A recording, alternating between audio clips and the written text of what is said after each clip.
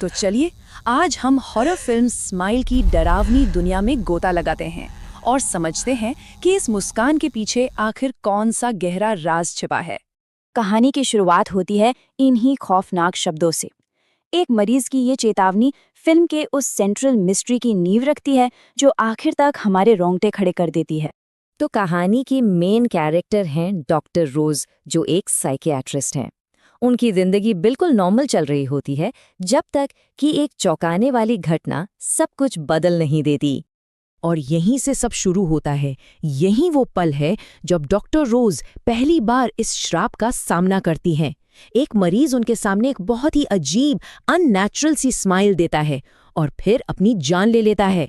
इस घटना के बाद वो जो अलौकिक आतंक था वो अब डॉक्टर रोज की अपनी जिंदगी में भी दस्तक देना शुरू कर देता है। इसके बाद रोज के साथ जो होना शुरू होता है वो बहुत ही डरावना है। उसे हर जगह अजनबी लोग एक ही खौफनाक स्माइल के साथ दिखने लगते हैं। धीरे धीरे उसे ये एहसास होता है कि ये सिर्फ उसका वहम नहीं है, बल्कि ये एक श्राप है जो उसे अपनी गिरफ्त में ले रहा है। अब खुद को बचाने के लिए रोज अपने पुलिस दोस्त की मदद से इस पूरी गुत्थी को सुलझाने की कोशिश में लग जाती है और उन्हें पता चलता है कि ये श्राप एक कभी न खत्म होने वाले चक्र की तरह काम करता है। मतलब हर विक्टिम की कुछ ही दिनों में मौत हो जाती है, लेकिन मरने से ठीक पहले वो किसी और को इसका गवाह बना देता है और ये जानलेवा सिलसिला ऐसे ही चलता रहता है। लेकिन ये कहानी सिर्फ एक सुपरनैचुरल श्राप की नहीं है।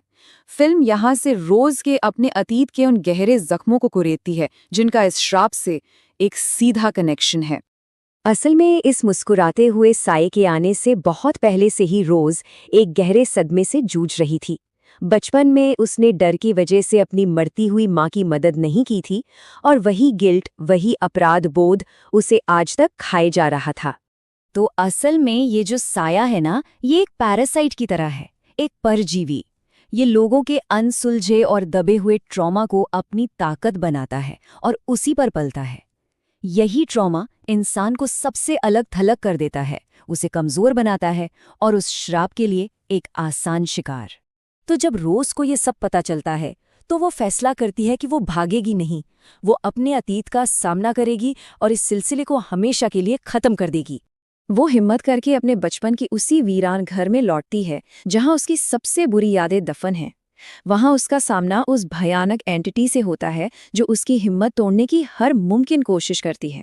और एक पल के लिए हमें लगता है कि वो जीत गई है। रोज अपने डर पर काबू पा लेती है और उस शैतान को आग के हवाले कर देती है। ऐसा महसूस होता है कि श्राप आखिरकार टूट गया है। पर कहानी यहाँ खत्म नहीं होती। चलिए अब फिल्म के उस फाइनल सबसे विनाशकारी मोड़ की ओर बढ़ते हैं जो उस साये और ट्रॉमा की असली सच्चाई को सामने लाता है।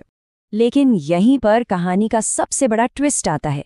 ये चौंकाने वाला सच सामने आता है कि उसकी जीत सिर्फ एक धोखा थी, एक भ्रम जिसे खुद उस श्राप ने ही रचा था। फिल्म के दिल दहला देने वाले आखिरी पलों में हमें श्राप की असली जीत दिखती है। असल दुनिया में वो साया अभी रोज पर पूरी तरह से हावी है और अंत में रोज अपने एक्स बॉयफ्रेंड के सामने वही डरावनी मुस्कान देती है और खुद को आग लगा लेती है।